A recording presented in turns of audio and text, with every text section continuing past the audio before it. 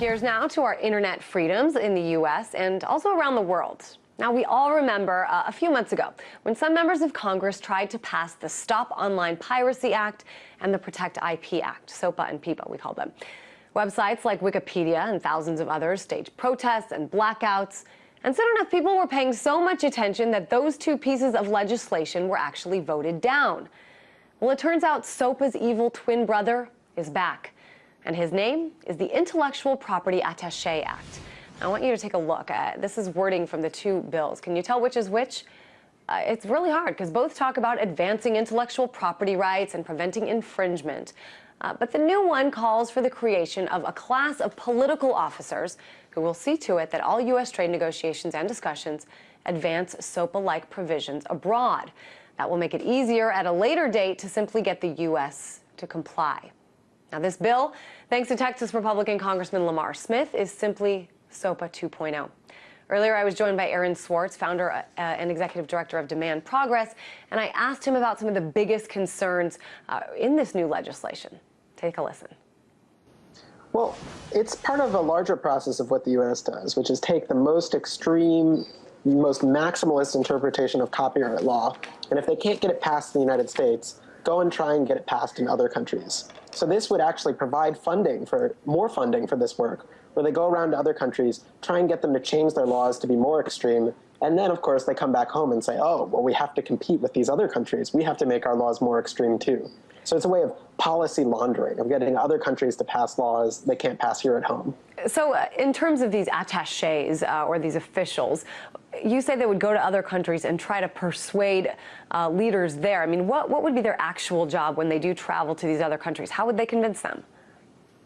I mean, they use the economic and military might of the United States. So we've seen in some of the WikiLeaks cables some details have come out about this, where they say, look, you know, we're going to cut you out of U.S. trade deals. We'll cut you out of U.S. military support.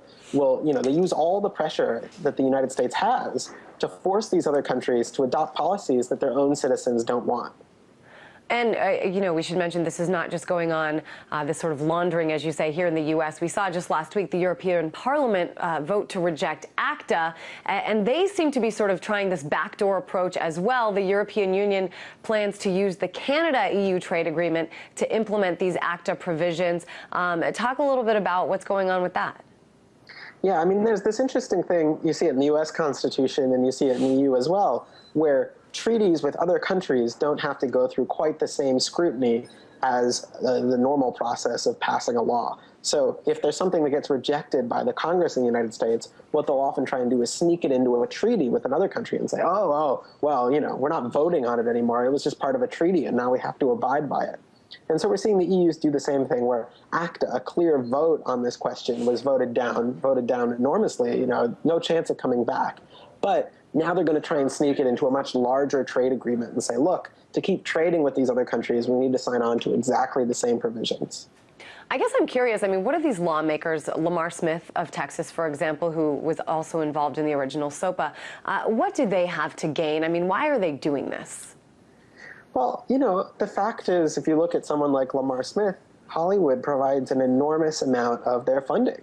You know, to run political campaigns, especially in the United States these days, is extremely expensive. And Hollywood not only has a lot of money, but they also have a lot of experience bankrolling political campaigns. They're very good at throwing fundraisers. They have all these PACs set up to funnel money. They know how to get money into Washington. And so a lot of these members of Congress have become dependent on it. And when SOPA died, that was kind of a big blow. Hollywood was really upset. They thought maybe, you know, we're not going to keep giving money to politicians anymore. And so they've demanded more and more extreme things in order to try and get politicians to win Hollywood's favor back. Yeah, I mean, Hollywood, the recording industry, all these organizations, I mean, what is it that they are most concerned about? And why are they spending millions of dollars in lobbying money to try to get this legislation passed? Well, you know, the fact is, just from a long-term perspective, it's pretty clear what the internet does is it disintermediates, right? It takes these things that used to cost money, like printing books or making copies of DVDs, and makes them essentially free. You know, it's just as easy to download a book as it is to share any other kind of file. There's no reason for a separate publishing company to be there to print copies of books. And the same is true of the Hollywood studios. You know, you can put a movie up on YouTube now. There's no reason to go through a studio and have this intermediary between you, the creator of the movie, and the people watching it. And so that puts Hollywood in incredible danger from the internet. Not because authors won't be able to make movies anymore, but because these middlemen won't be able to take a cut. And so what they're trying to do is they're trying to find a way to crack down on the internet, to control it, to get rid of these free-flowing sites where anyone can post videos and make it more of a thing where you have to get approved, where you have to give them their cut, where they can continue to put themselves between the creators and the people watching the movie so that they can continue making the profits that they've made.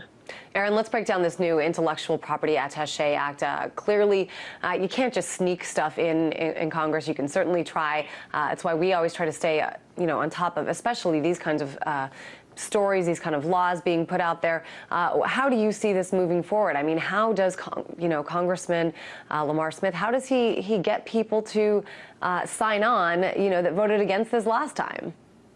Well, that's what's so interesting about this particular bill is that after they learned the mistakes from SOPA, they said, look, we're not going to try and sneak anything through again.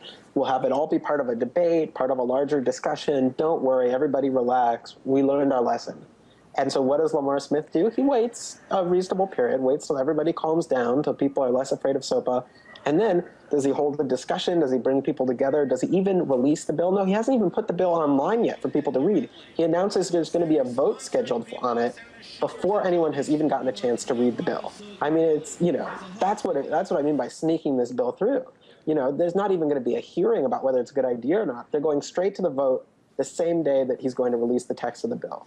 And so, basically he's just asking people to vote on this thing knowing that Hollywood likes it without knowing what's in it. That's the kind of dangerous and irresponsible tactic that got Congress rightly criticized under SOPA.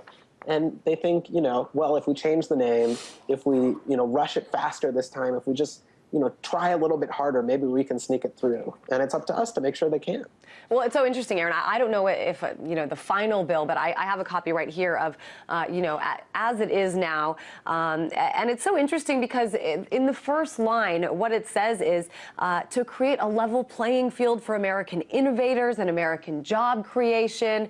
It's just crazy to me how, the wording can really mislead what's going on here.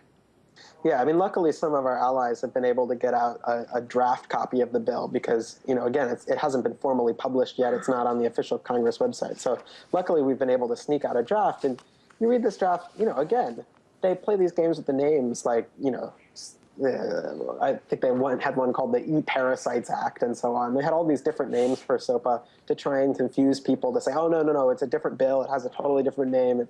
It's not at all what you were worried about. And again, that's what they're doing here. They put these innocuous titles on it, these innocuous descriptions.